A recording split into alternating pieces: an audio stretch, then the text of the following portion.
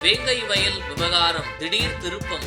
தலித் பாதுகாவலனின் உண்மை முகம் வெளியானது. புதுக்கோட்டை மாவட்டம் இரையூர் வேங்கை வயல் கிராமத்தில் கடந்த 2022ஆம் ஆண்டு டிசம்பர் மாதம் பட்டியல் சமூக மக்கள் பயன்படுத்தும் மேல்நிலை நீர்த்தேக்க தொட்டியில் மனித கழிவு கலக்கப்பட்டது. இந்த சம்பவம் நாடு முழுவதும் அதிர்ச்சியை ஏற்படுத்தியது. இதை கண்டித்து பல்வேறு அரசியல் கட்சிகள் ஆர்ப்பாட்டம் நடத்தின. ஆனால் தலித் மக்களின் பாதுகாவலன் என்று சொல்லும் பிசிக தலைவர் திருமாவளவன் இந்த விவகாரத்தை கண்டும் காணாமல் அரசுக்கு எந்த ஒரு நெருக்கடியும் கொடுக்காமல் மௌனமாக இருந்து வந்தார்.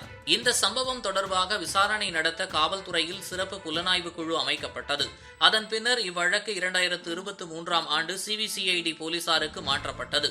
இந்த வழக்கில் முழுமையான தீர்ப்பு எட்டப்படும் என்றும் கடந்த 1.5 ஆண்டுகளாக அந்த மக்கள் நடந்த தேர்தல்கள் அனைத்தையும் புறக்கணித்து வந்தனர். மேலும் குற்றவாளிகளை விரைந்து கைது செய்ய வேண்டும் எனவும் எதிர்க்கட்சித் தலைவர்கள் தமிழக அரசுக்கு தொடர் அழுத்தத்தை கொடுத்து வந்தனர். இதன் தொடர்ச்சியாகவே கடந்த சில நாட்களுக்கு முன்னதாக 3ஆம் ஆண்டு தொடக்கத்தை முன்னிட்டு அந்த பகுதி மக்கள் பேனர் அடித்து காவல்துறையின் மெத்தன செயல்பாட்டை எடுத்துக்காட்டும் அளவிற்கு புகைப்படத்தை வைத்து தமிழக அரசை விமர்சித்து வந்தனர். இந்நிலையில் இந்த வழக்கு தொடர்பாக நேற்று திடீர் திருப்பமாக புதுக்கோட்டை சிறப்பு நீதிமன்றத்தில் குற்றப்பத்திரிகை தாக்கல் செய்திருந்தனர். முரளிராஜா பொய்த் தகவலை பரப்பியதாகவும் சுதர்சன், முத்துகிருஷ்ணன் ஆகியோர் மேல்நிலை தொட்டி மீது ஏறி மனித கழிவை தண்ணீரில் கலந்ததாகவும் குற்றப்பத்திரிகை தாக்கல் செய்யப்பட்டிருப்பதாக தமிழக அரசு தெரிவித்துள்ளது.